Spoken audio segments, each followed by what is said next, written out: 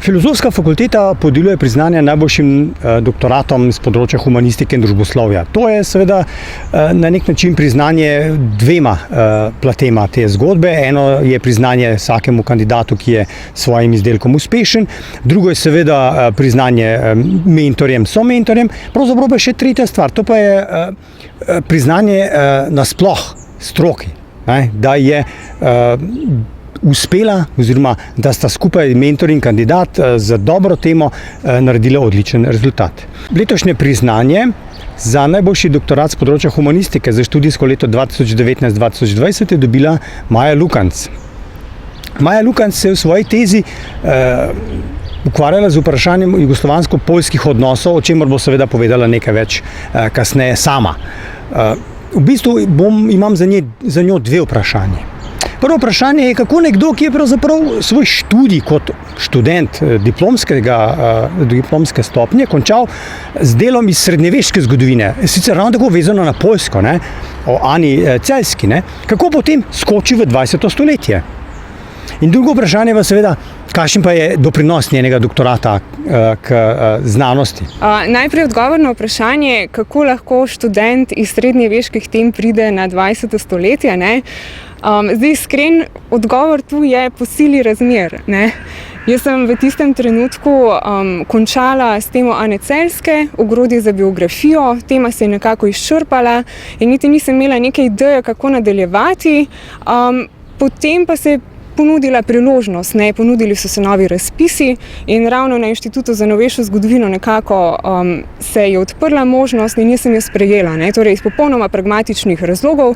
Rabila sem službo, ki ni bilo študentsko delo ali pa recimo nek SP in pozicija mladega raziskovalca je pač nekaj, kar si lahko vsak študent samo želi. 4 leta mirnega dela na eni določeni temi in ni bilo veliko pomislekov, ali želim to početi ali ne. Tako da sem potem pristala na neko drugo temo, na 20. stoletje, kar pa po drugi strani tudi ni bilo tako nemogoče, ker sem bila še študentka starega dodiplomskega programa, kjer se nismo specializirali oziroma smo se specializirali šele z diplomsko temo. Tako da sem poslušala tudi predavanja iz sodobne zgodovine, ki so me na nek način pripravila tudi na druge teme. Mogoče pa še bolj kot predavanja, ki mogoče v tistem trenutku me niso tako zanimala in sem z enim ušesom kaj preslišala, so bile pa zanimive tiste ekskurzije, ki smo jih opravljali na terenu, recimo Rupnikova linija, pa potem po Jugoslaviji in tako naprej. In tam so te pa dobesedno prisilili, da si se določene stvari zapomnil, pa če si hotel ali pa če ne, ali pa če te je zanimalo ali pa ne. No in v bistvu tako sem potem pristala na 20. stoletju in sicer so me mentori takoj seznanili, da bo to precej trdo delo. Jaz sem takrat mogoče tudi malo naivno pristopila, jaz se bom pa naučila poljsko in tako naprej. Ampak potem nekako z veliko potrpežljivosti in na moji strani in na strani mentorjev in pa potem veliko časa, tisto prvo leto je bilo v bistvu res namenjeno samo branju literature, pa učenju jezika. Tudi srbščina mi je bila malo tuja, tako da se je bilo treba malo uteči v to literaturo, ampak potem nekako je šlo. In je tudi uspelo. V svoji doktorski dizertaciji sem raziskovala jugoslovansko-poljske odnose v prvem desetletju po drugi svetovni vojni, ki so bili v okviru zunanje politike tako Jugoslavije kot Poljske v tem obdobju še neobdelani. In obravnava teh bilateralnih odnosov je prispevala k boljšemu razumevanju tudi zunanje politične situacije v celotnem vzhodnem bloku. Hkrati je pa tudi pripomogla k boljši ilustraciji raznolikosti vzhodnoevropskih komunističnih režimov. Ravno ta raznolikost je bila v bistvu tudi nekaj, kar me je najbolj presenetilo pri obravnavi bilateralnih odnosov. In sicer, kako so notranje politične razmere, torej družbeno-zgodovinska situacija, kulturni okviri vplivali na določene zunanje politične odločitve v jugoslovansko-poljski praksi. Notranja in pa zunanja politika se v zgodovinopisju navadno obravnava precej ločeno.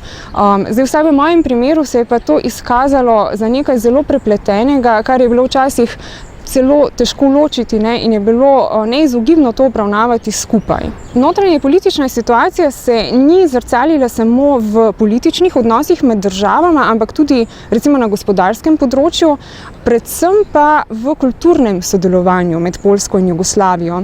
In ravno zaradi tega sem se potem v svoji temi posvečala tudi veliko spoznavanju drugega, raznim stereotipom, predsodkom, pa potem tudi propagandnim dejavnostim in pa seveda kulturni diplomaciji in pa raznim mladinskim izmenjavam. Pri raziskovanju različnih aspektov bilateralnih odnosov sem si pomagala tudi z konceptom prijateljstva v mednarodnih odnosih in mislim, da je bila ravno to tista dodana vrednost moje dizertacije. Ta koncept se je začel razvijati nekako v zadnjih 10-15 letih na področju družbeno-politične teorije, je bilo pa zelo malo empiričnih raziskav in zaradi tega sem se odločila, da koncept mednarodnega prijateljstva preizkusim na poljsko-jugoslovanskem primeru in dejansko se je izkazal za zelo uporabno in koristno metodološko orodje v zgodovinopisju. To pa zaradi tega, ker dejansko nekako omogoča raziskovanje celega spektra različnih pojavov. Recimo opozarja na pomen identitete v mednarodni politiki, v mednarodnih odnosih, s tem, da izpostavi vprašanje, na kakšnih temeljih države pravzaprav sploh vzpostavljajo neke pozitivne interakcije, kateri so tisti temeljni trenutki, pretekli temeljni trenutki, torej, na katerih države gradita neko skupno biografsko pripoved in pa kateri so tisti skupni projekti, ki državi družijo v sodelovanju, v sedanjosti in pa seveda tudi v prihodnosti. No, potem ta koncept tudi nekako priznava pomen nekim simbolnim praksam, kot je recimo obeleževanje skupnih obletnic, skupaj bojevanih vojn ali pa recimo nacionalnih praznikov, torej odpira prostor politiki spominjanja. Potem tudi priznava moč pomenu prijateljskega diskurza, hkrati pa seveda omogoča raziskovanje različnih institucionalnih praks med državama in pa potem tudi številnih bilateralnih sodelovanj na ravni neke širše družbe.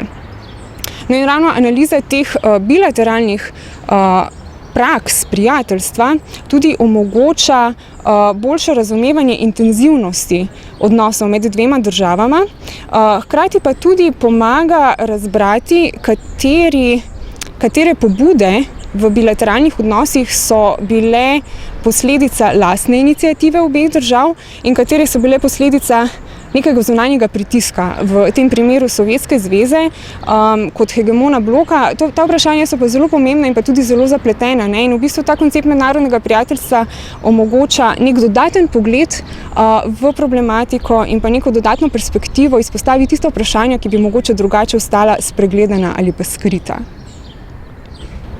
Za mentorje je seveda priznanje tudi priznanje tako njihovega dela, kot tudi sicer priznanje za njihovo siceršnje nasploh delo. Kolegica Kornelija Ajlec, ki je bila mentorica, in kolega Aleš Gabrič, ki sta bila somentorja, seveda, kaj pa one dva menita o tem? Kako je bilo delati z kandidatko, ki je potem izdelala priznano dober doktorat? In sicer, kako pa vama, zdaj morda nerodno vprašanje, godi nagrada, ki jo je dobil vajin kandidat? Ja, zagotovo vsakemu mentorju godi imeti takšnega doktoranda. Naloga mentorja na doktorskem študiju namreč ni ta, da vozi avtomobil, ampak da samo vsake toliko časa prime za volan in ga usmeri v pravo smer. In to je bilo praktično edina stvar, ki jo je Maja potrebovala. Torej, bila je izjemno samoiniciativna, bila je izjemno delovna, kar je na doktorskem študiju treba biti.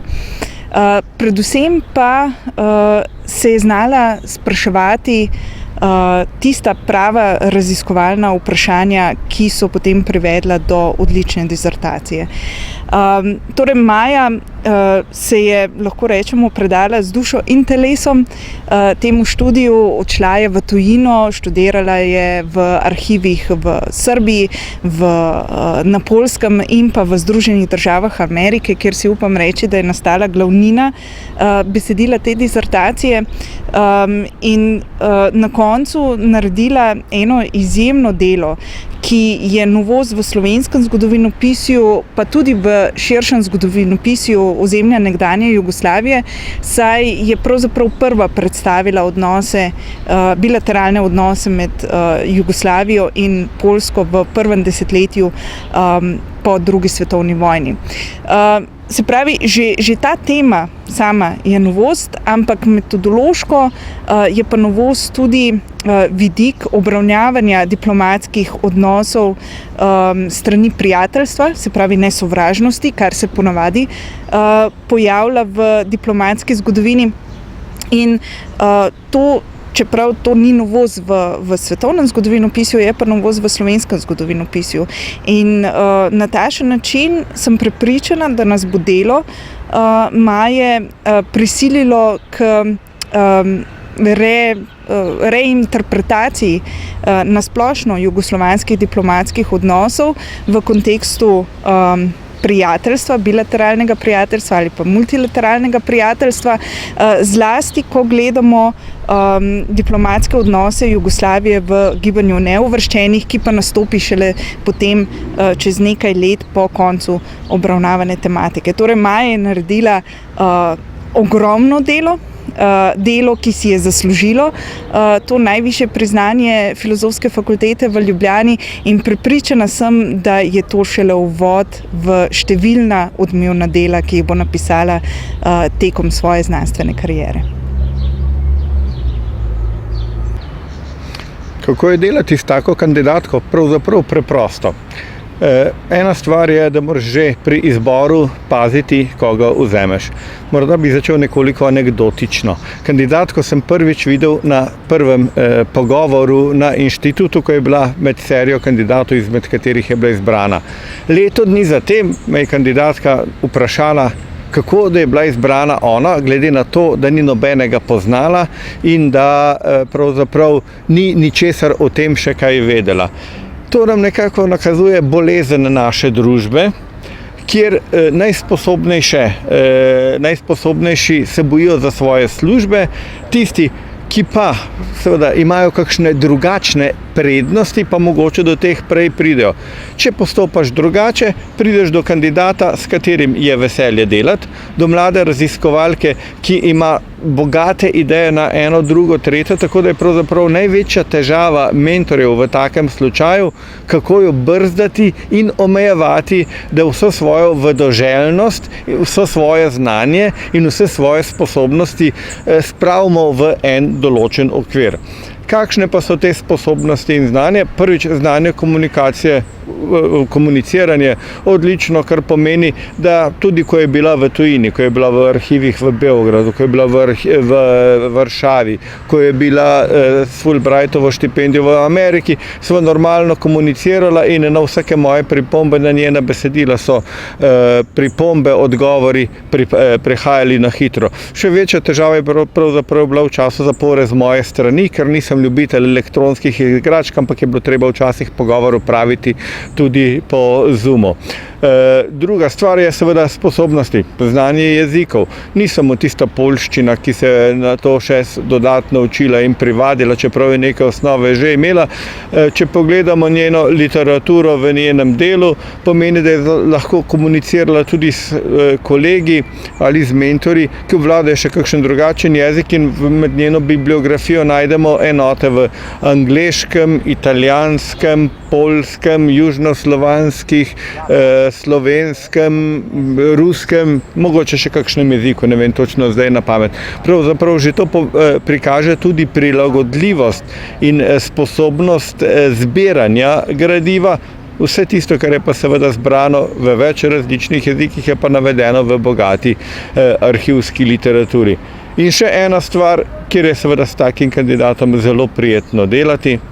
Ko vzameš tekst v roke, je to seveda pravi kakršen more biti ta približek, če smemo temu reči, esejizma. Esejizma ne v smislu prostodušnega pisanja na to in eno in drugo temo, ampak esejskega tipa pisanja v stilu zelo, zelo berljivega teksta, kjer lahko tiste drobtinice iz arhivskih virov in literature kandidatka spravi v tekočo pripoved, ki se bere kot neka romansirana varianta neke zgodbe nekih dveh zakoncev Jugoslavije in Poljske, ki sta nekaj časa ljubimca, nekaj časa ločena, nekaj časa se prepirata in ne veta, kaj bi drug z drugim. Torej, s takim kandidatom je užitek in veselje delati. Kaj mentorju pomeni takšna nagrada njegovega kandidata, njegove kandidatke? Pomeni potrditev pravilnosti izbora, pomeni potrditev načina komunikacije in dela, torej da kandidatka ne sme biti prepuščen samemu sebi, da morate biti v večni komunikaciji od začetka, od prvega koraka in do konca. Iz vidika bivšega mentorja pa se pomeni upanje, da bi lahko s takšnim kandidatom še naprej raziskovalno sodeloval v bodočih projektih.